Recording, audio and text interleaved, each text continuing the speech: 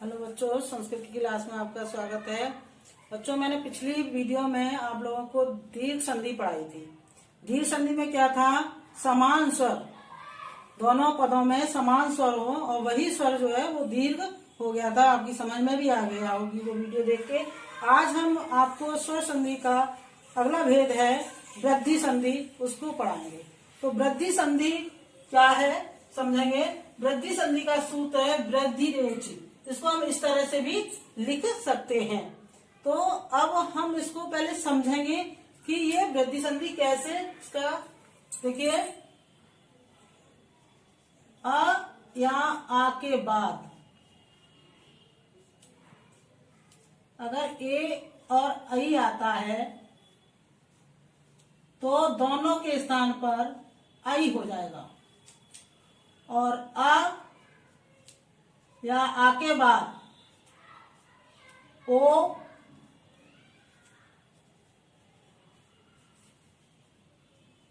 या औ आएगा तो औ हो जाएगा।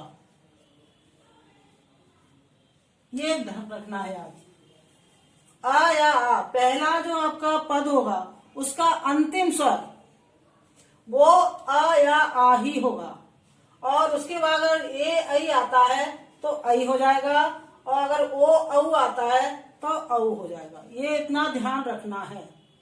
तो आपकी वृद्धि संधि को ध्यान में रखते हुए कि पहला जो पद है उसका अंतिम, जब हम विच्छेद करेंगे तो दोनों पदों को अलग करेंगे, तो उसमें जो पहला पद होगा उसका अंतिम जो स्वर है वो आ या आ ही होगा, और जो दूसरा पद होगा उसका जो पहला स्वर होगा वो होगा ए ऐ, और ए ऐ अगर होगा तो ऐ हो जाएगा, और अगर ओ होगा तो औ हो जाएगा।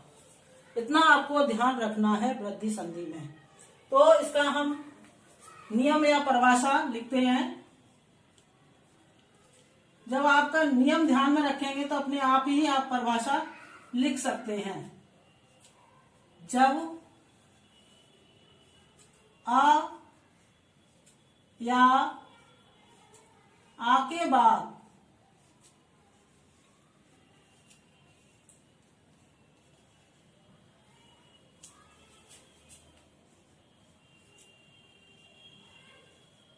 ए ऐ या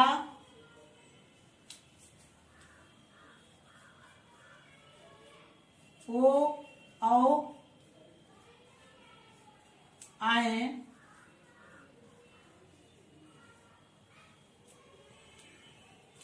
तो दोनों के स्थान पर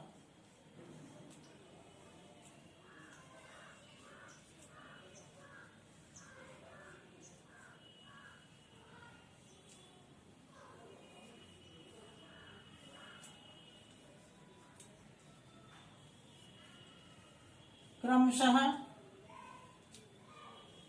ऐ और औ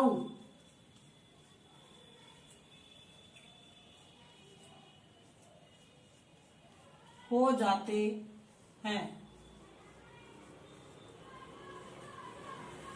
वहां पर वृद्धि संधि होती है। फिर समझेंगे इसको।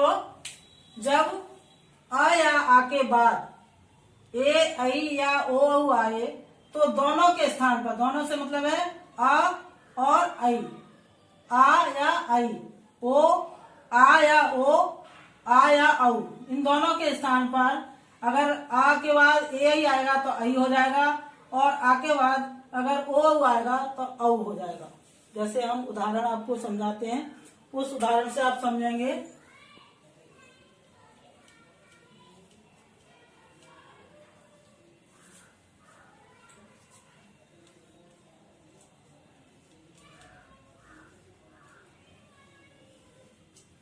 देखिए, आपका ये संधि है ममय, इसको क्या करना है, हमें संधि विच्छेद करनी है। तो इसकी संधि विच्छेद करेंगे मम प्लस ए कहा। देखिए, मम में आपका आ व्यंजन में स्वर होता है, तो इसमें हमारा आ है और हमारा ये ए है, और दोनों मिलकर अगर हम इसको ये हमारा आ है और ये ए है, ये दोनों मिलकर हमारा आई होगा। और इस तरह से हमारा ये बन गया ममय का। ऐसे ही दूसरा उदाहरण है हमारा सदैव। इसकी संधि विच्छेद हम जब करेंगे तो सदा प्लस ए। देखिए यहाँ पे सदा में आपका दीर्घ आ है, दीर्घ स्वर है, तो अगर हम इसको निकाल देंगे, ये आ है और ये आपका ए है, और आ और ए मिलकर ये आपका हो गया ए। और इस तरह से आपका ये सब रूप बना, शब्द बना सदैव।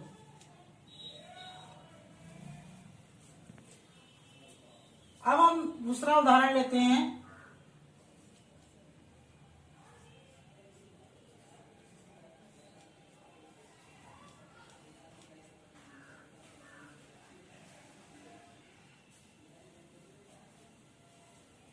देखिए इसकी हम संधि विच्छेद करेंगे तो वन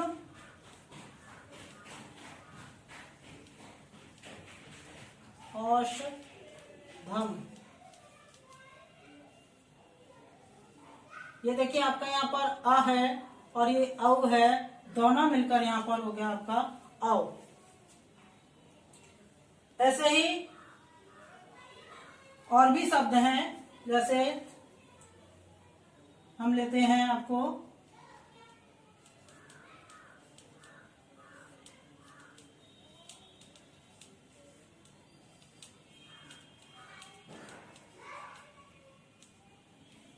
इसको हमें संधि करनी है। तो देखिए आपका यहाँ पर आ है और ये आई है, दोनों मिलकर हमारा आई बनेगा। तो देखिए ये बनेगा शब्द आपका देवैश्वर्यम।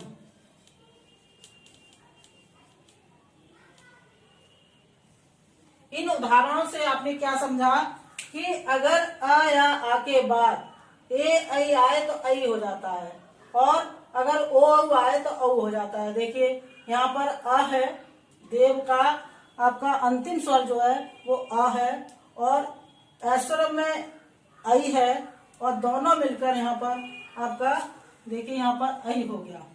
ये आपका आ है और ये है आपका ए, दोनों मिलकर आई हो गया, और ये बन गया आपका देवैश्वर्यम।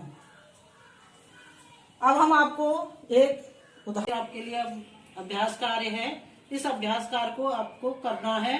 ये सारे शब्द जो हैं वो वृद्धि संधि के हैं। इसमें आपको संधि विच्छेद करनी है, दोनों पदों को अलग अलग करना है। और संधि विच्छेद करते समय ये ध्यान जरूर रखना है कि दोनों पदों का अर्थ होना चाहिए। ये नहीं है कि